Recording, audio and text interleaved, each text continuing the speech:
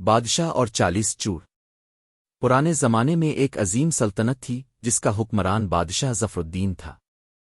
اس بادشاہ کی شان و شوکت سنہرے محل، اونچی فورتیوں، عظیم فوج اور دولتیں بے شمار سے مشہور تھی۔ مگر اس سلطنت میں ایک بڑا مسئلہ تھا، چوریاں اور ڈاکے عام ہو چکے تھے۔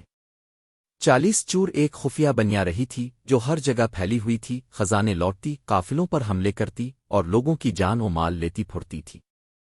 بادشاہ ظفر الدین نے ہر ممکن کوشش کی کہ وہ چوروں کو پکڑوائے، مگر وہ خفیہ اور زیر زمین کام کرتے تھے، شہروں کے اندر چھپ جاتے اور پھر رات کے اندھیرے میں لوٹ مار کر لیتے۔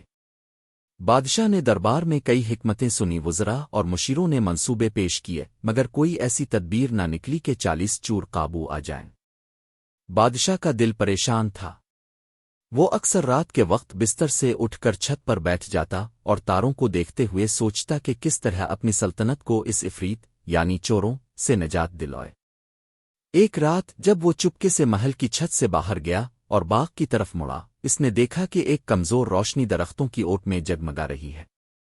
بادشاہ نے سوچا شاید چور وہاں کچھ سازش کر رہے ہوں۔ اس نے اپنے ایک موزوں نگہبان کو چپکے سے پیغام بھیجا کہ وہ اس سمت جائے اور دیکھ لے کہ کیا معاملہ ہے۔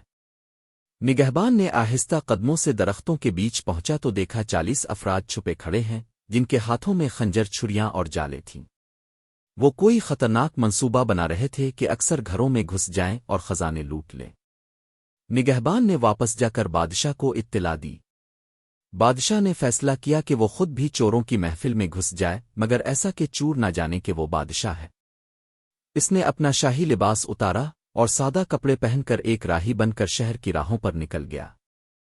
اس نے ایک کم جانا پہچانا چہرہ اپنایا، اپنے سونے کا نشان چھپایا اور ایک چھپاکاری کا سا لباس پہنا۔